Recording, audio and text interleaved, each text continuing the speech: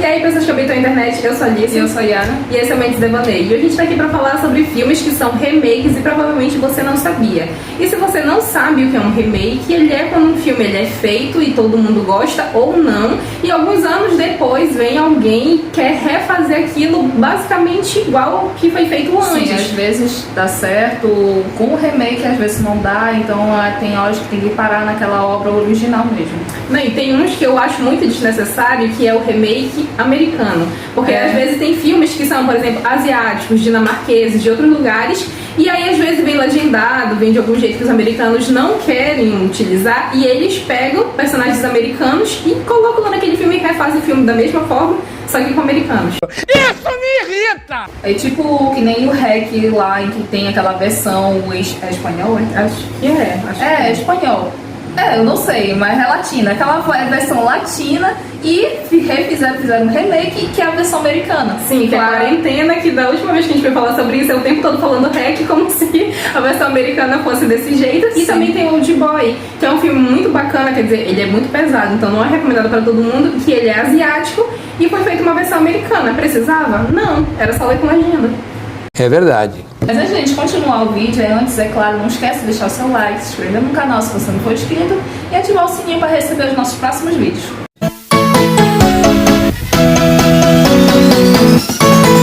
E o nosso primeiro filme da lista é A Mosca, de 1986. E essa obra é baseada num conto homônimo de George Langley, com o nome de A Mosca da Cabeça Branca, que foi lançado em 1958. Sendo adaptada para uma obra cinematográfica, foi tipo uma produção B da Fox e ela acabou recebendo um status de cult, que naquela época estava bastante em alta, filmes científicos, filmes históricos e filmes fantásticos.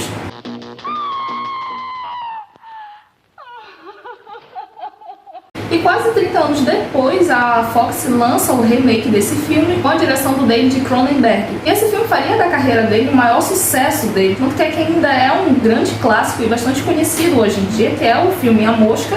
E justamente por ter todos aqueles efeitos bastante práticos e bem nojentos, que é basicamente o que ele tinha uma maior característica desse filme é ele ser nojento. Claro, tem muitas questões acima dele, mas ainda assim é um filme que causa muita agonia. Sim, e os dois eles têm várias características em comum. Os dois protagonistas eles tentam brincar de Deus e acabam fazendo essa experiência que dá errado.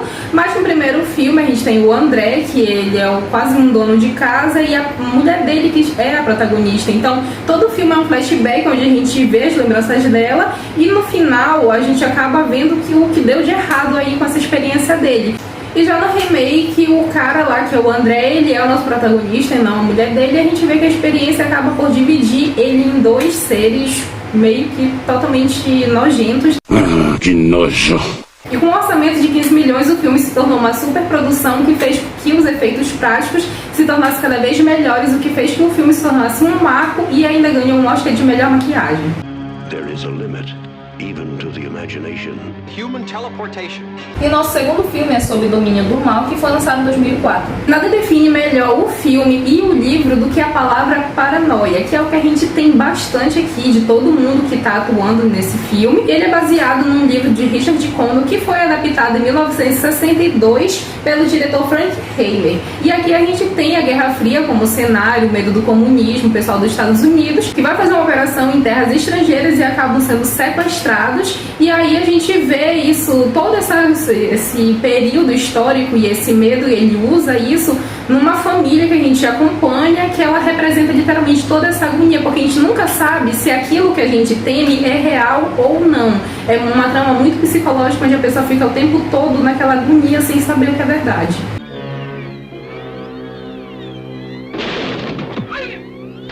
E diferente do original, que era uma questão de paranoia na Guerra Fria, com coreanos, soviéticos e comunistas, já no remake a gente vai ter a Guerra do Golfo, atentados terroristas, grandes empresas farmacêuticas e militares. É diferente do original, que a gente tinha o Marco, um dos protagonistas, interpretado pelo Frank Sinatra. Agora aqui no remake a gente vai ter Denzel Washington como o ator, que de certa forma vai dar uma grande representatividade para a narrativa. E fora ele, vários outros grandes atores. E entre eles também está bastante conhecida, que é a Meryl Streep, que vai dar um grande destaque para a trama. during that mission, and it's not what we thought it was, and it happened on my watch. E o terceiro filme da lista é Scarface, que foi lançado em 1983. E o filme original, que é Scarface, A Vergonha de uma Nação, que foi lançado em 1932. E nessa obra a gente vai ter com uma grande atuação bastante chamativa, que também ajudou bastante na carreira, foi de Al Pacino.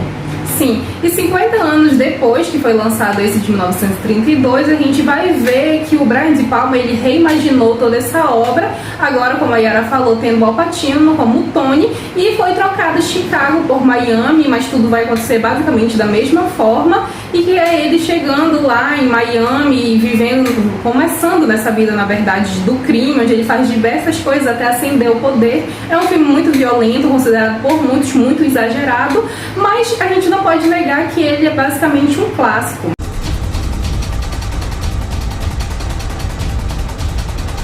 O nosso quarto filme da lista é Os Infiltrados, que foi lançado em 2006. E Os Infiltrados é dirigido pelo Martin Scorsese, que foi um filme lançado em 2006 e é uma refilmagem do filme Bougainville, lançado em Hong Kong em 2002. E no filme de 2002, o que foi pro Brasil chamado de Conflitos Internos, a gente vai acompanhar o Chan, que é um policial disfarçado tentando se infiltrar na máfia. Enquanto isso, a gente vai acompanhar o Lau, que dessa vez é um criminoso que está tentando se infiltrar na polícia. E os mentores desses dois vão descobrir que tem, de certa forma, uma traição, que tem um rato entre a organização deles, e eles vão passar uma caçada violenta pelo filme para tentar descobrir quem são essas pessoas. Sim, e na versão americana de 2006 é praticamente a mesma coisa, entra naquele caso que é só porque é asiático, veio americano e refaz. Sim. Que a gente vai ter o Billy, que se eu não me engano é feito pelo Leonardo DiCaprio, que ele é um jovem policial que se infiltra na máfia. E também a gente vai acompanhar o Cole, que é filho de um mafioso lá, do chefe da máfia, e ele vai se infiltrar na polícia. Só que depois disso, as organizações acabam descobrindo que há, de certa forma, traidores entre eles, e isso vai gerar uma perseguição muito violenta, e esse filme também tem um plot twist muito bacana. This is who we're after. Frank Costello. You won't be paid as a regular cop, but there's a bonus. E o nosso último filme é Guerra dos Mundos, que foi lançado em 2005. E tudo começa com uma obra do autor H.G. Wells, que vai contar em detalhes como seria uma invasão alienígena de Marte para a Terra. E essa obra teria sido lançada em 1897. Tudo bem. E antes de a gente ter a nossa primeira adaptação para o cinema, que seria em 1953, a gente vai ter um acontecimento em 1938 com um ator e diretor de uma rádio-teatro que teria informado lá na rádio que estava acontecendo uma invasão. Eu quero falar toda a invasão zumbi. Eu entendi a referência. Estaria acontecendo uma invasão alienígena. E claro, isso foi um rebuliço muito grande nos Estados Unidos, porque a grande parte do pessoal pegou só da metade pro fim. Ou seja, lá na introdução ele tinha falado que era tipo uma dramatização. Meu Deus. Por 2 anos a Paramount produziu esse filme, que seria, de certa forma, um dos filmes que faria muito sucesso, que estaria naquela fila sobre filmes científicos. Lieutenant, look! E em 2005 a gente teve o remake feito pelo Steven Spielberg, que depois que fez Contato Imediato Terceiro Grau e Extraterrestre, ele resolveu contar a história de alienígenas que literalmente atacavam a Terra. E é isso que a gente vai ter, basicamente é bem parecido com o primeiro, e nesse filme a gente vai ter o protagonista Tom Cruise, que tem como um trabalho dele é levar uma filha, um filho, né? Uma filha e um filho, que ele não se relacionava bem, ele tem que devolver eles pra esposa, e é isso que ele vai fazer enquanto a Terra é atacada, e as pessoas literalmente viram pó. E uma outra coisa que eu não entendo direito, mas não lembro mais direito o que é que as pessoas se transformam. Eu sei que eu acho muito bacana, eu assisti faz tempo, mas eu acho que se eu assistir eu ainda não vou achar a maior coisa maravilhosa, mas ainda vou dar de passar o tempo. Tem a Dakota Fanning, que ainda é bem novinha, a atuação dela é muito boa, o Tom Cruise correndo nas cinzas é maravilhoso. E foi uma adaptação muito bacana, foi um remake que realmente precisava ser feito, e é um filme que ainda vale a pena assistir.